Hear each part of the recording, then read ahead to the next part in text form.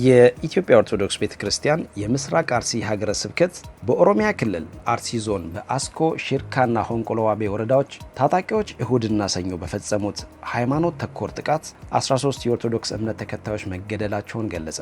በጥቃቱ ከ280 በላይ ምዕመናን ከቀያቸው መፈናቀላቸውንና የ101 ዓመት ዕድሜ ያለው የጠለታ ጨፋ ቅዱስ ገብርኤል ቤተክርስቲያን ሙሉ ለሙሉ በእሳት መቃጠሉን ሀገረ ስብከቱ አስታውቋል። ዋዜማ በጥቃቱ ዙሪያ ያነጋገረቻቸው የአስኮ ወረዳ ቤተ ክህነት ዋና ስራ አስኪያጅ ሊቀ ካህናት ይልማ ተፈራ ታጣቂዎቹ በአስኮ ወረዳ ካራ ቀበሌ ተመሳሳይ ጥቃት መክፈታቸውን ገልጸዋል። ሊቀ ካህናት ይልማ ነዋሪዎች ጥቃቱን በመሸሽ ሱንቴ ወደሚባል ቦታ እየተፈናቀሉ መሆኑንም ተናግረዋል።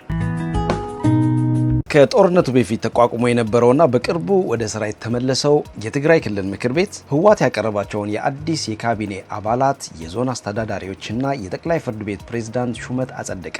የህወሓት ምክትል ሊቀመንበር አማኑኤል አሰፋ የክልሉ ምክትል ፕሬዝዳንትና የፍትህ ቢሮ ኃላፊ ሆነው እንደተሾሙ የክልሉ ዜና ምንጮች ዘግበዋል። 70 በመቶ ያህሉ የካቢኔ አባላት ከህወሓት የተውጣጡ ሲሆን 30 በመቶዎቹ ከተቃዋሚ ፖለቲካ ፓርቲዎችና ከምሁራን የተውጣጡ እንደሆነ ተገልጿል። በተመሳሳይ ወልደ አብርሃ ገብረ ጻድቅ የሰሜን ምዕራብ ዞን ዋና አስተዳዳሪ፣ ሺሻይ ግርማይ የማዕከላዊ ዞን ዋና አስተዳዳሪ፣ ዝናቡ ገብረ መድህን የደቡባዊ ዞን ዋና አስተዳዳሪ፣ ግደይ አዘናው የምዕራብ ዞን ዋና አስተዳዳሪ፣ ፍስሐ ኃይላይ የምስራቅ ዞን ዋና አስተዳዳሪ እንዲሁም ከሊል ሀጋዚ የደቡብ ምስራቅ ዋና አስተዳዳሪ ሆነው እንደተሾሙ ዘገባዎቹ ጠቅሰዋል።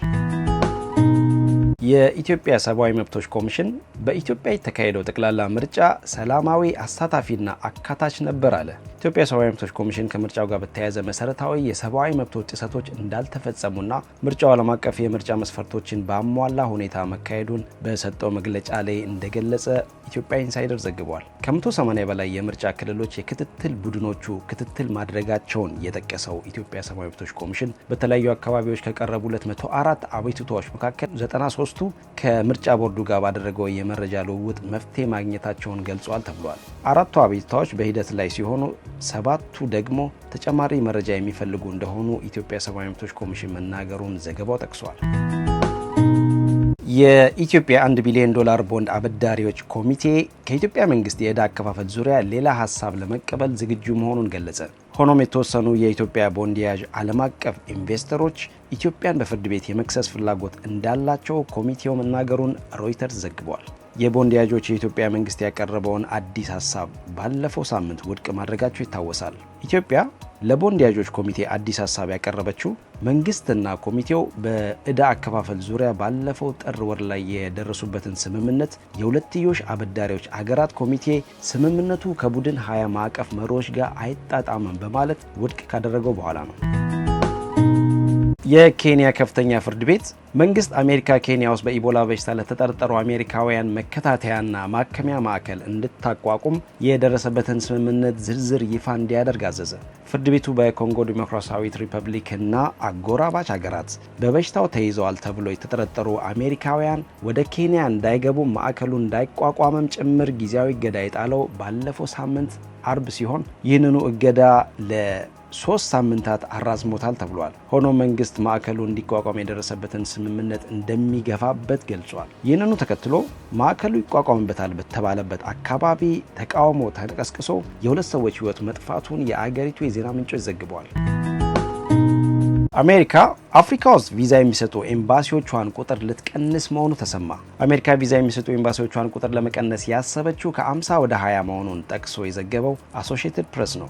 እቅዱ ተግባራዊ ከሆነ አብዛኞቹ በአፍሪካ ሀገራት የሚገኙ የአሜሪካ ኤምባሲዎች ቪዛ መስጠት አቁመው አሜሪካውያን ዜጎችን በመርዳት ላይ ብቻ እንደሚያተኩሩ ዘገባው ጠቅሷል። ቪዛ መስጠት እንዲቀጥሉ ከተመረጡ ኤምባሲዎች መካከል አዲስ አበባ፣ ናይሮቢ፣ ጅቡቲ፣ ካምፓላ፣ ኪጋሊ፣ አክራ፣ ኬፕታውንና ጆሃንስበርግ የሚገኙ ኤምባሲዎች ይገኙበታል ተብሏል። 30 ያህል የአሜሪካ ኤምባሲዎች በሚገኙባቸው ሀገራት የሚገኙ የቪዛ አመልካቾች ቪዛ የመስጠት ፍቃድ ያላቸው ኤምባሲዎች ወደሚገኙባቸው ሀገራት ለመጓዝ ሊገደዱ እንደሚችሉ ዘገባው አመልክቷል። ኢራን ከተነገረው በላይ በአሜሪካ ወታደራዊ ተቋማት ላይ ከፍተኛ ጉዳት ማድረሷን ቢቢሲ አረጋገጠ። ኢራን ከየካቲት ወር መጨረሻ ጀምሮ በመካከለኛው ምስራቅ በሚገኙ 8 ሀገራት ውስጥ የሚገኙ ቁልፍ የአሜሪካ ወታደራዊ ማዕከላትን ኢላማ አድርጋ በፈጸመችው ጥቃት ዘመናዊ የአየር መከላከያ ስርዓቶችን፣ በአየር ላይ ነዳጅ የሚሞሉ አውሮፕላኖችንና ራዳሮችን በመምታት በሚሊዮኖች የሚቆጠር ዶላር ውድመት አደርሳለች ተባለ። ኢራን በአሜሪካ የጦር ተቋማት ላይ ያደረሰችው ጉዳት ከተነገረው በላይ መሆኑን የቢቢሲ ምርመራ አረጋግጧል ተብሏል። ፕሬዚዳንት ትራምፕ የአሜሪካና የኢራን ስምምነትን ለማረም ፍላጎት እንዳላቸው ተነገረ።